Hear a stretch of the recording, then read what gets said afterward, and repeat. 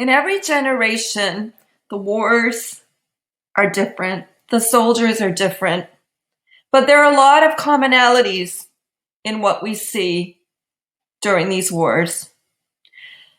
The soldiers, the military, their brothers in arms. Their families sacrifice, they sacrifice. They share the horrors that they've seen, and they're friends for life. This is one of their stories. Imagine a young man full of hopes and dreams with a whole new life ahead, an immigrant who came to a new country hoping for a better life with his family. Not a citizen yet, but one of 7 Biddeford men elected to take the place of others in protecting his new country. When he was called to go, he went, leaving his family and loved ones like so many did, doing his duty.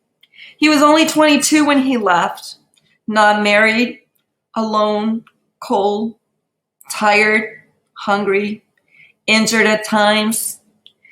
He walked for miles, he walked for days, many miles, and this is his story. He worked in the mill at the age of 15 years old, helping his family. When he completed his registration card in 1917, he was working for Diamond Match Company. He was 21 years old and single. He lived with his family still in Biddeford. In his registration card, number 4 is crossed off that says he will be naturalized. Louis wasn't naturalized at the time of this registration. I don't know that he was ever naturalized. During World War I, there were many men from Biddeford who actually joined the Canadian Army and served through the Canadian Army. Some of them died. And the question about his military rank said that he had the rank of Laurier Rifle for 1 year. The Fusiliers Laurier were a French club that were started in the city of Biddeford. They did military drills in the community. This is a picture of the Fusiliers Laurier from 1917, and you can see that the mill building behind them is being built at the time, which is pretty interesting. It's possible that Louis was in this picture. This was the year before he went into the military. Due to a twist of fate, Louis Dubreuil was called to service in May of 1918. He was 22 at the time.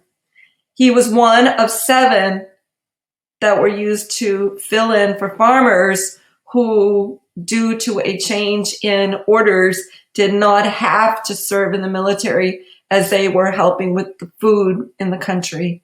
In May of 1918, Louis and 44 other men in the area left by train to go to Fort Devon, Massachusetts, for basic training.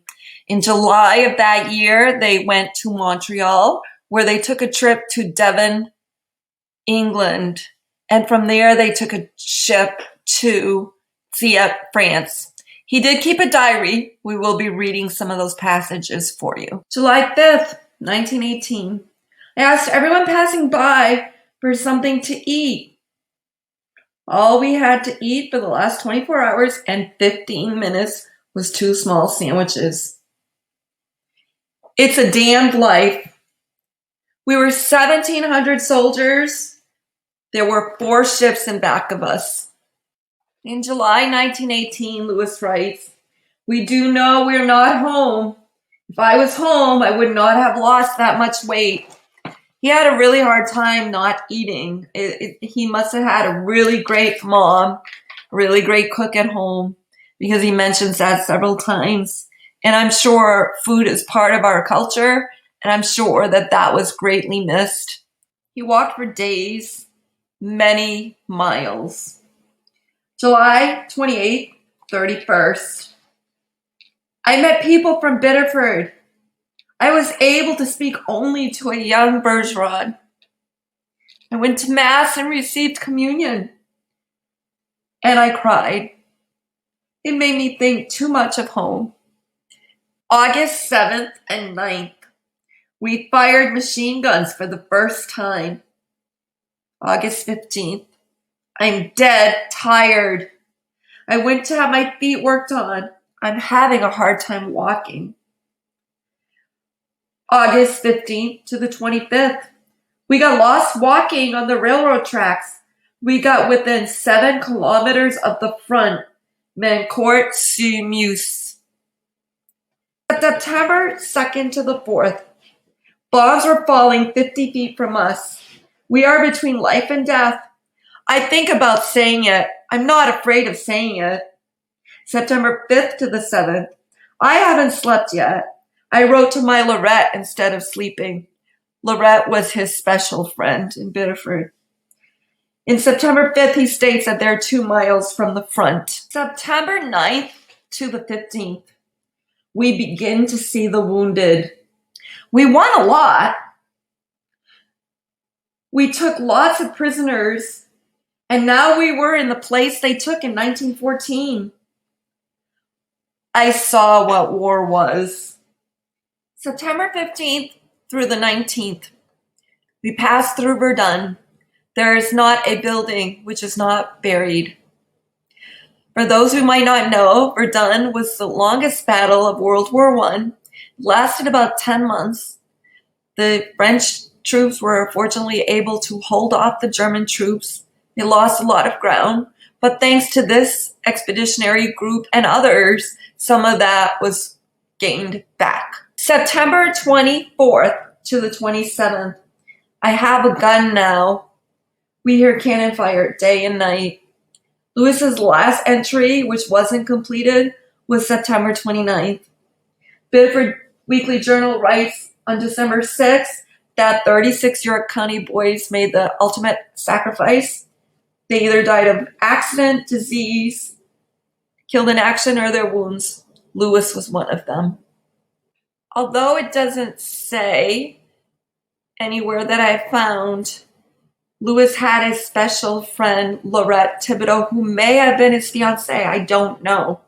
But she is mentioned in a lot of the paperwork that I have seen on him, and also in his diary. November 11th, 1918 was the first armistice day declaring a ceasefire. Louis Dubreuil died on that day, serving his country, protecting us. 102 years ago, November 11th, 1918, he died for us and others. This was the life of a soldier.